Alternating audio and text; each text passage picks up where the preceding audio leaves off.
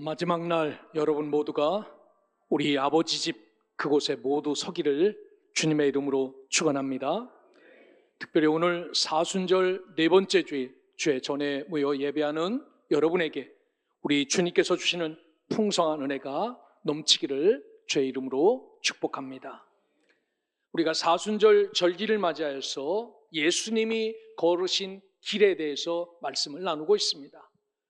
예수님이 걸으셨던 길은 낮아짐의 길을 걸으셨습니다. 그분은 하늘의 왕으로서 이 땅에 있고 오셔서 낮아지고 또 낮아진 길을 걸으신 것이 예수님이다라는 말씀을 들었습니다. 뿐만 아니라 그분이 걸으신 길은 사랑의 길이었다라는 겁니다. 누구든지 품고 누구든지 용서하고 누구든지 사랑을 베풀어 주신 그런 길이었습니다. 오늘은 섬김의 길에 대해서 말씀을 나누겠습니다. 예수님의 섬김의 길을 우리가 서로 나눌 때 예수님처럼 우리의 섬김 때문에, 여러분의 섬김 때문에 주를 떠났던 자들이 다시 돌아오고 흔들리는 자가 바로 세워지고 절망과 낙심과 고통 가운데 있는 자들이 힘을 얻고 예수님을 모르는 자가 예수를 알고 구원받는 역사가 여러분의 섬김을 통하여 풍성하게 나타나기를 주님의 이름으로 축복합니다. 오늘 본문은 예수님께서 예루살렘 성으로 올라가는 길에서 일어난 사건입니다. 예루살렘 성으로 올라간다라는 이야기는 영광을 누리러 올라가는 것이 아니라 우리는 알고 있죠. 그 길이 십자가로 향하는 길이고 죽음의 길이라는 것을 잘 알고 있습니다. 예수님은 이것을 알리기 위해서 제자들에게 정확하게 3번 내가 고난을 받고 십자가에 달려 죽어야 너희들이 살 수 있다는 말씀을 전하셨어요. 오늘 우리가 읽은 성경 앞쪽으로 쭉 넘어가면은 여기에도 마가도 기록하고 있습니다. 예수님이 세 번째 제자들을 붙잡아 놓고 내가 죽어야 너희가 산다라는 말씀을 전하였습니다. 그런데 중요한 사실은 제자들은 이렇게 예수님이 죽어야 너희들이 산다라는 이 말씀을 제대로 이해하지 못했습니다. 왜냐하면 당시 이스라엘은, 유다는 로마의 지배 아래 있었죠. 이 1000년 로마 왕국 가운데 이 이스라엘이 지배 가운데 있었습니다. 그 로마를 섬기기 위해서 이스라엘 백성들은 엄청난 압박과 핍박과 세금에 시달렸어요. 그게 자기들을 위한 것이 아니라 로마가 다 걷어가서 그 로마를 위해서 쓰는 겁니다. 그러니까 이스라엘 사람 속에는 은근히 우리도 로마보다 센 왕이 있었으면 좋겠다. 오시는 하나님이 보내는 메시아는 흐물흐물하고 힘없는 자가 아니라 세상을 완전히 뒤집어 놓을 수 있는 혁명과 같은 이런 왕이 우리에게도 필요하는데 그런 메시아가 왔으면 좋겠다라고 생각했습니다.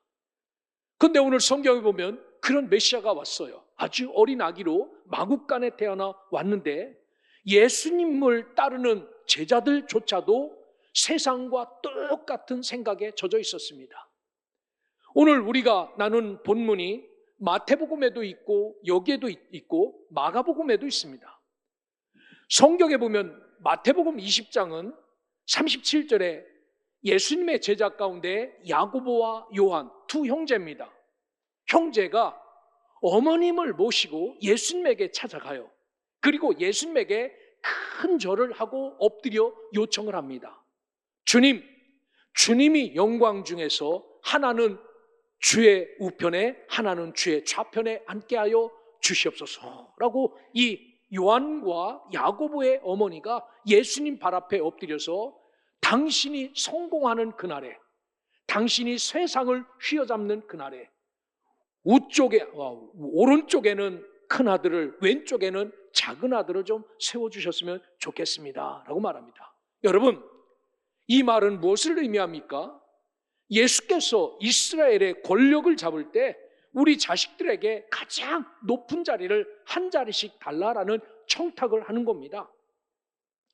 예수님은 이 땅에 오셔서 사역을 처음 시작할 때부터 당신이 이 땅에 왜 왔는지를 분명하게 설명해 놓고 시작을 하셨어요.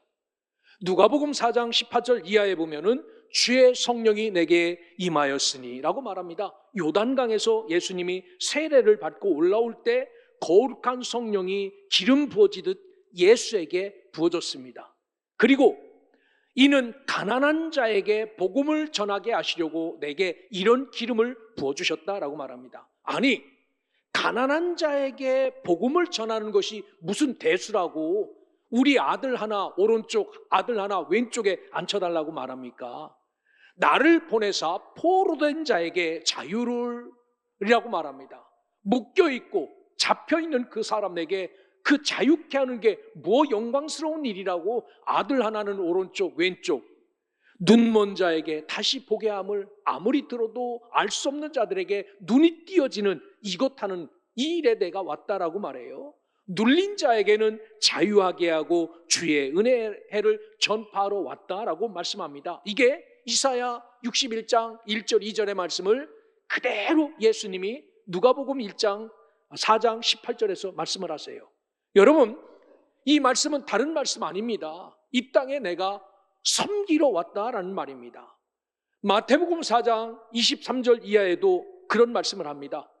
들어도 깨닫지 못하는 백성들에게 하나님의 법을 가르치러 왔다라고 말합니다. 아니, 율법은 율법인데 그 율법을 들어도 깨닫지 못합니까? 예, 깨닫지 못하였다라고 말합니다. 율법 당신은 이거였어요. 여러분, 도둑질하지 말라라고 하는데 도둑질을 안 하면은 도둑질을 안 하는 거예요.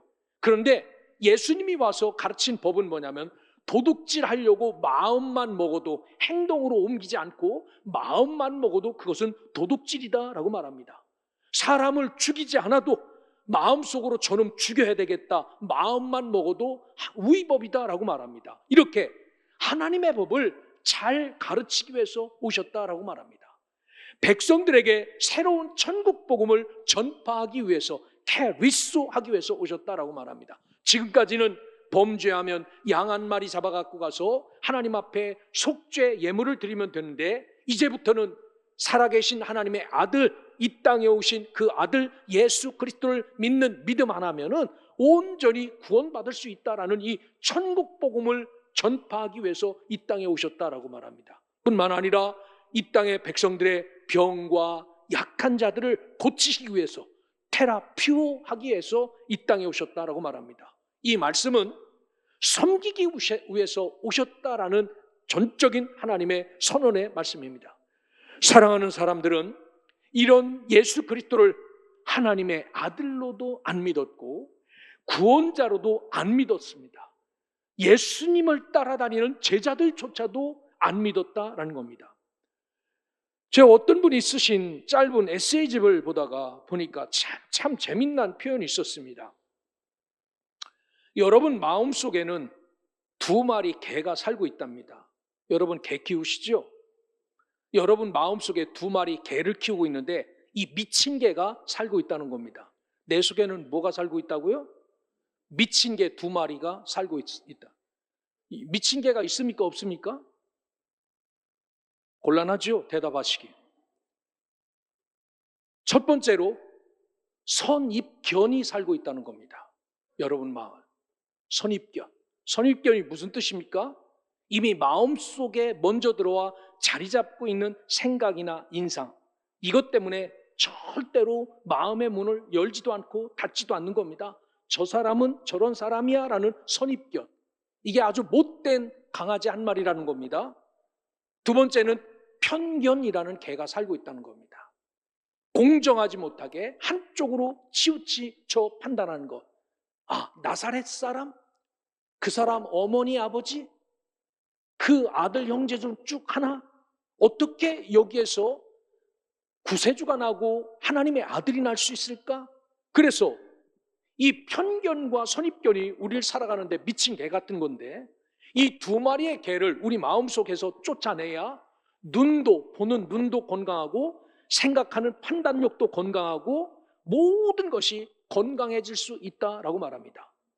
여러분, 예수님을 따르던 자들에게도 선입견과 편견이 있었고 제자들 마음에도 이 2마리의 개가 그들의 마음을 지배하고 있었어요.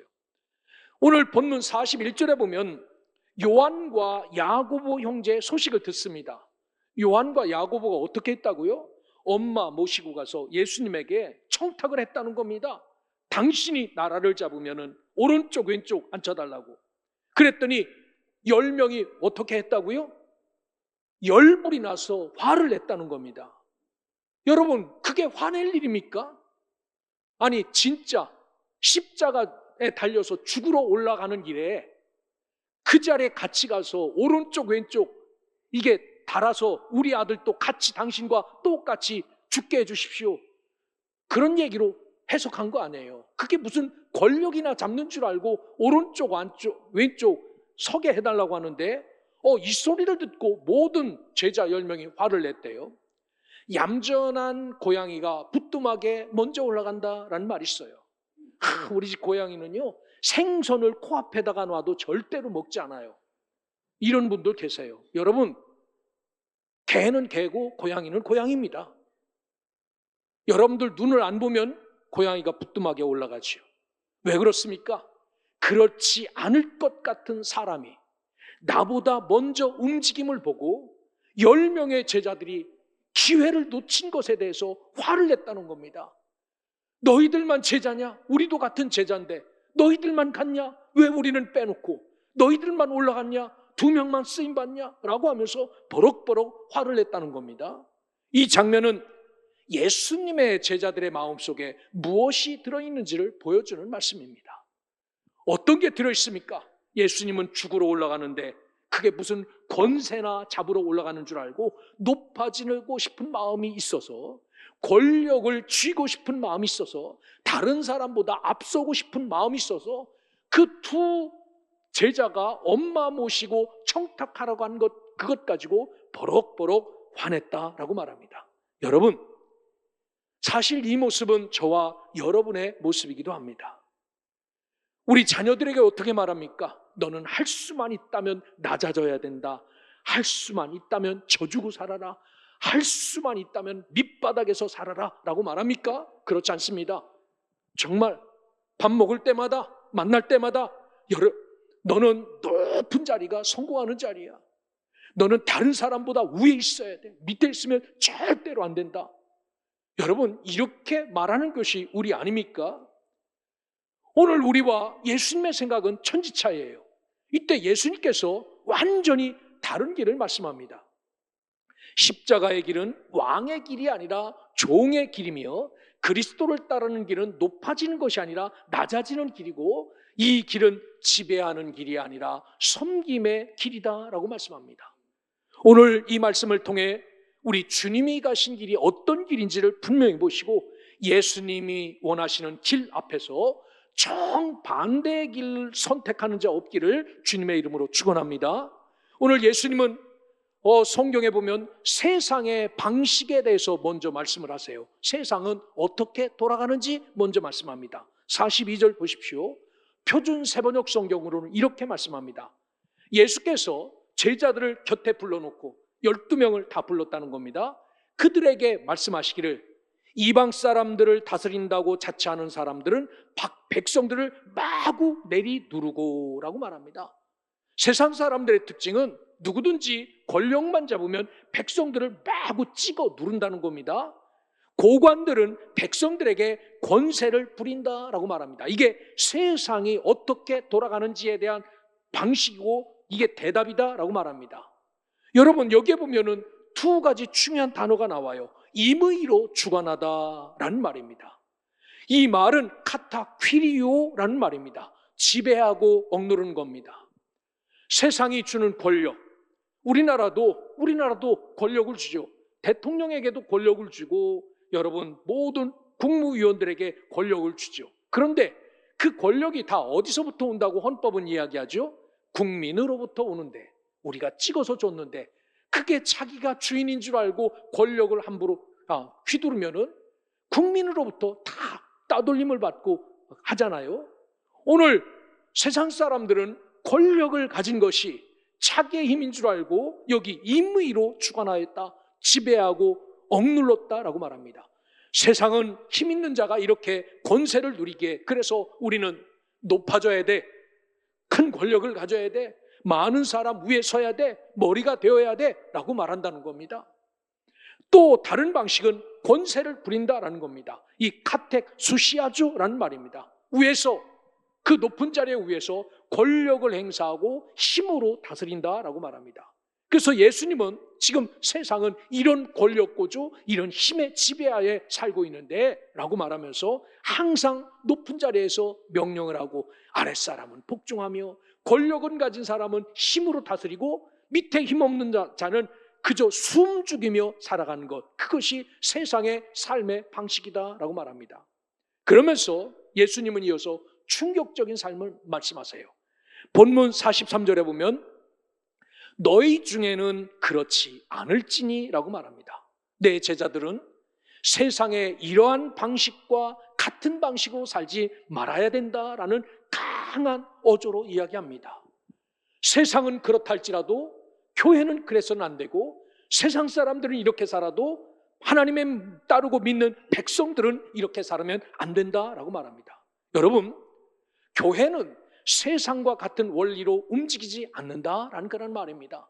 그런데 어떤 분들은 왜 세상은 그런데 교회는 민주적이지 않느냐라고 말해요.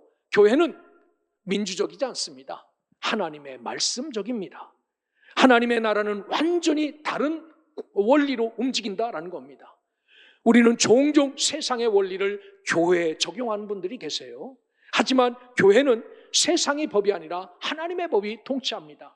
세상은 높아지고 힘있고 권세를 갖고 머리가 되어 살아가라고 말하지만 교회는 낮아지고 섬기고 더 낮아지라라고 말합니다. 이게 교회입니다. 따라 이 말씀을 기억하고 저와 여러분들은 하나님께서 말씀하신 그 깊은 하나님의 의도를 기억하여 세상은 힘과 권세로 다스리지만 하나님의 교회는 섬김과 낮아짐으로 사랑으로 다스린다라는 사실을 기억하고 하나님의 원리대로 움직이고 잘 섬김으로 하나님이 여러분들을 높여주는 이런 복과 은혜를 누리며 살아갈 수 있기를 주의 이름으로 축원합니다. 오늘 두 번째로 예수님은 이제 세상의 원리를 이야기했다면 하나님 나라의 원리에 대해서 이야기하세요. 그게 34절부터 43절부터 44절입니다. 너희 중에 누구든지 크고자 하는 자는 너희를 섬기는 자가 되고 너희 중에 누구든지 으뜸이 되고자 하는 자는 모든 사람의 종이 되어야 하리라 라고 말합니다. 크고자 하느냐, 으뜸이 되고자 하느냐 라고 물어요. 그러면서 그렇게 되기를 원한다면 섬기는 자가 되고 종이 되어라 라고 말합니다. 이 섬기는 자라는 말은 디아코노스라는 헬라어를 써놨어요. 식탁에서 시중을 드는 사람, 주인의 필요에 따라 봉사하는 사람. 여러분, 영화의 한 장면을 떠올리시기 바랍니다. 중세시대 종들이 타올을 팔에 걸고 주인이 고기를 집어들 때 뼈가 있는지 없는지 발라서 주인에게 시중을 들어줍니다. 생선에 가시가 있는지 고릅니다. 먹기 좋게 잘라주는 겁니다. 주인의 필요에 따라 봉사하는 사람, 이게 섬기는 자입니다. 오늘날 교회 집사라는 영어 디콘이라는 말이 똑같은 말입니다. 예수님은 제자들에게 말합니다. 정말 세상에서 크고자 되느냐? 그러면 섬기는 자가 되어라 라고 말합니다. 주인 옆에서 주인의 요구에 따라 잘 섬기는 것. 여러분, 이렇게 사는 게 쉽지 않아요. 똑같은 사람인데. 제가 중국에서 13년을 살 때 느낌은, 중국은 다 뭐라고 말하냐면은 요즘은 좋은 말로 벙요라고 말합니다. 북한 말로는 동무라고 말합니다. 동무가 어떤 말입니까? 친구라는 말이에요. 친구. 너하고 나하고 친구. 그래서 여러분, 중국 가면 서비스가 좋지 않습니다. 왜 좋지 않습니까? 우리는 다 동무인데 내가 왜 너에게 젓가락을 주고 왜 내가 너에게 시중을 들어? 그래서 보통 중국 식당 가면은 상우에다가 젓가락을 갖다가 쭉 던져요. 니네 알아서 갖다 먹으라고. 같은 동무인데 어떤 놈은 섬겨주고 어떤 놈은 처먹고, 이게 말이 안 된다는 겁니다. 서비스 정신이 없어요. 요즘은 이제 조금 바뀌었지만 여러분, 그런데 우리도 마찬가지죠. 똑같은 성도인데 누구는 섬기고 누구는 받아먹고 어찌 이러냐? 그런데 성경은 그렇게 말하지 않습니다. 정말 높아지기를 원하고 으뜸이 되기를 원하면 섬기는 자가 되어야 된다라고 말합니다. 뿐만 아니라 여기는 종이 되어라 라고 말합니다. 44절에 보면 종, 둘로스죠. 이 단어는 단순한 종이 아니라 노예를 의미합니다. 이 종은 자기 권리가 없는 사람, 주인을 위해 사는 사람, 목숨조차도 주인 것인 사람, 이게 종이라는 둘로스란 말입니다. 오늘 우리가 이렇게 살 수 있습니까? 높아지기를 원하는데, 으뜸이 되기를 원하는데 종처럼, 주인처럼. 여기 빌립보서 2장 7절에도 보면 예수님의 모습을 오히려 자기를 비워 종의 형체를 가지사라고 말합니다. 이 비웠다라는 케노라는 말이 자신을 완전히 내려놓았다라는 그런 뜻이죠. 여러분, 우리는 이렇게 살 수 없어요. 어떻게 우리가 종처럼 나의 목숨도 내가 주장하지 못하는 이 바보처럼 세상에서 살 수 있습니까? 그런데 이렇게 사는 것, 여기에 보면 섬기며 살아가는 것, 종으로 살아가는 것, 이것이 우리가 살아야 될 삶의 모습이다라고 말합니다. 선교사로 19년을 살아가면서 여러 사람을 만났습니다. 어떤 사람은 저 사람은 왜 살까라고 말할 만큼 저 사람은 어디 가서 예수 믿는다고 말하지 않았으면 좋겠다라고 하는 사람도 만나봤고, 어떤 사람은 야, 어떻게 저런 사람이 이런 삶을 살까라는 그런 사람도 만났습니다. 엄청나게 배우신 분이에요. 서울대 의대를 졸업하고 여기서 병원을 개원해도 먹고 사는데 전혀 지장이 없는 그분들. 그런데 선교지에 나와서 헐벗고 굶주린 자들에게 모든 것을 다 쏟아붓는 것. 여러분, 남자 혼자만 그렇게 사는 거 쉽잖아요. 그 자식들도 있고 부인도 있지 않습니까? 그런데 어떻게 한결같이 가족 식구들 모두가 그 생각을 하여 그렇게 사는 것을 불편하게 생각하지도 않고, 그렇게 사는 것을 손해본다고 생각하지 않고 그렇게 사는 사람들을 보고 감동을 참 받은 적이 많아요. 우리 같은 목사, 선교사들은 저들 앞에 꺼내놓으면 너무나도 창피한 모습이구나 라는 것을 많이 느꼈습니다. 여러분, 그렇습니다. 여러분, 지금 있는 자리에서 내려오라는 얘기 아닙니다. 올라가십시오. 올라가서 올라간 것보다 더 낮게, 더 귀하게 섬기십시오. 정말 종처럼 섬기시고 정말 하나님 앞에 낮아진 내가 없는 것처럼 섬길 때 많은 사람이 여러분의 섬김을 통하여 사랑을 누리고 회복되고 살아나고 다시 시작할 수 있는 그 힘을 얻을 수 있다면 여러분들도 이렇게 하나님 앞에 종처럼 하나님 앞에 섬김의 삶으로 살아갈 때 놀라운 은혜가 여러분들 통하여서 이루어진다라는 사실을 기억하고 철저하게 섬길 수 있기를 주님의 이름으로 축원합니다. 오늘 성경의 이사야의 말씀처럼 주님은 가난한 자에게 복음을 전하러 오셨고, 포로된 자를 자유케 하려고 오셨고, 눈먼 자에게 다시 보게 하고 눌린 자에게 자유케 하러 오셨다라고 말합니다. 그런데 세상의 기준은 그게 아니죠. 성공해야 되고 잘 돼야 되는데, 하나님 나라의 원리는 우리의 생각과 우리의 목표와 너무나도 차이가 많이 납니다. 하지만 우리 주님께서 철저하게 섬기는 자로, 철저하게 종으로 사는 자가 하나님 나라의 으뜸이 되는 자로 세워주신다라는 사실을 기억하고, 오늘 세상의 법칙과 하나님 나라의 법칙이 어떻게 다른지를 잘 기억하고 하나님 나라의 법칙대로 섬기고 낮아져 살아가는 믿음의 백성들 되시기를 주의 이름으로 축원합니다. 오늘 성경에 보면은 섬김의 모델이 누군지에 대해서 이야기해요. 그 모델은 다름 아닌 예수 그리스도입니다. 45절을 보십시오. 인자가 온 것은 섬김을 받으려 함이 아니라 도리어 섬기려 하고 자기 목숨을 많은 사람의 대속물로 주려 함이니라 라고 말합니다. 여기 섬기다라는 말은 디아코네오라는 말입니다. 주의 필요를 따라 정말 시중을 드는 사람처럼 세상을 이렇게 섬기러 오시기 위해서 오셨다라고 말합니다. 예수님은 어떻게 섬기셨습니까? 성경에 보면은 병든 자를 찾아다니면서 끊임없이 고쳤습니다.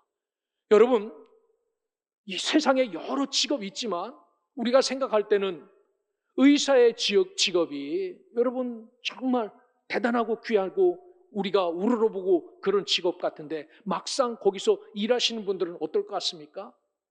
사람의 배를 가르고 피가 튀어나오고 피비린내가 나고 그것을 잘못하면 죽어가는 내 손으로 사람을 죽어가는 그런 모습을 보면서 여러분 그게 높은 그런 벼슬자리라고 생각하십니까? 예수님은 오셔서 수없이 많은 나환자들을 돌보셨어요. 열병, 중풍병, 손 마른 병, 귀 먹은 자, 맹인, 죽은 자 엄청나게 많은 자들을 예수님이 찾아가면서 그들을 다 살리셨습니다. 그런데 정작 그들은 예수를 떠나지 않았나요? 보면은 성경에 이렇게 고침을 받은 자도 어떤 편견인지는 모르지만 선입견인지는 모르지만 그것이 있어서 예수를 고쳤지만 떠납니다. 죄인들을 용서하셨습니다. 어떤 죄인이든지 예수님은 묻지도 않고 따지지도 않고 용서하셨습니다. 심지어 당신의 좌우에 달렸던 그 죄인 중에 하나의 죄인도 용서하셨습니다. 배고픈 자를 찾아다니면서 엄청나게 먹이셨습니다. 이것이 주님이 하신 섬김이었습니다. 그럼 이게 섬김의 마지막이냐? 아닙니다. 섬김의 절정은 무엇이냐? 섬김의 절정은 45절 뒤에 부분, 자기 목숨을 많은 사람의 대속물로 주려 함이라 라고 말합니다. 여러분, 여러분의 목숨을 다른 사람을 위해서 주실 수 있습니까? 그럴 수 있는 사람은 없어요. 여기 대속물이라는 말은 위트론이라는 겁니다. 노예를 자유롭게 하기 위해서 자기가 대신 지불하는 몸값입니다. 그 노예가 무슨 값이 있다고 노예를 위해서 왜 내가 값을 내야 됩니까? 그래서 이런 사람 없어요. 그런데 주님은 이렇게 오셨다는 겁니다. 내가 그 값을 지불하러 너희에게 왔다라고 말합니다. 여러분, 우리의 죄값을 대신 지불하기 위해 우리의 자유를 위해 우리의 생명 구원을 위해 당신의 생명을 내어주신 것, 이게 최고의 섬김이다라고 말합니다. 제가 종종 말씀드리죠. 우리 바로 제 아래 손 아래 동서가 콩팥을 3개 붙이고 살아요. 여러분 콩팥 이식 수술을 하면은 그 있는 콩팥 떼내고 붙이는 게 아닙니다. 그 콩팥 옆에다가 또 붙여주더라고. 그것을 3개를 붙이고 원래 자기 것 또 하나 붙인 것 또 하나 붙인 것 이렇게 붙이고 살아요. 여러분 콩팥 하나 떼줄 수 있습니까? 쉽지 않아요. 부자지간에도 쉽지 않아요. 남편과 아내지간에도 쉽지 않아요. 형제지간에도 쉽지 않아요. 떼줘도 이상 없습니다. 그런데 칼 들고 여러분에게 찾아가서 콩팥 하나 주시오라고 말하면은 기쁘게 내가 너를 위해서 줄게. 이럴 사람 없어요. 하도 안 주니까 늙은 아버지 것 떼서 붙였어요. 늙은 아버지 콩팥이 힘이 있겠습니까? 얼마 못 가서 또 콩팥을 하나 붙여야 되는데 다 같이 피검사를 합시다 라고 하는데 피검사로 안 온 사람이 있어요. 왜? 피검사 했는데 너하고 똑같이 맞는다. 내 것 떼줘야 되겠다 라고 할까봐 피검사에 안 온 사람이 있습니다. 아무도 안 왔어요. 그러니까 같이 살아야 될 부인이 떼줬습니다. 별것 아닌 거 하나, 지장 없는 것 하나 나눠줘도 상관없는데 그런 섬김 우리가 좋아하지 않습니다. 여러분, 그런데 우리를 위해서 최고의 오신 주님의 섬김은 그분의 목숨을 내놓고 나를 살려주신 이 섬김, 이것보다 더 큰 섬김이 세상에 어디 있겠습니까? 이 놀라운 섬김을 받고 살아가는 우리가 어떤 삶을 살아야 되겠습니까?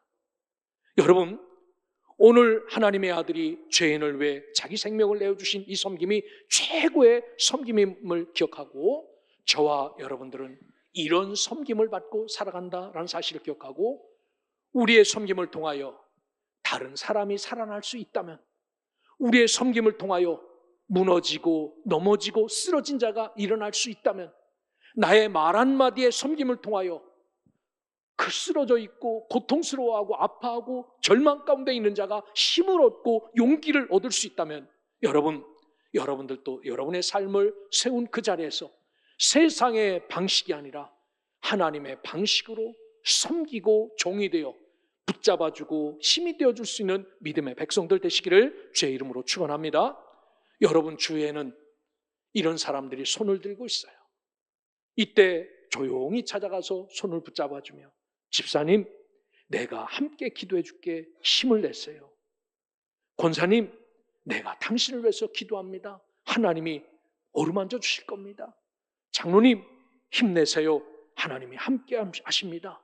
라고 이렇게 섬길 수 있는 사람이 되시길 바랍니다. 그래야 이 공동체가 아름답지요.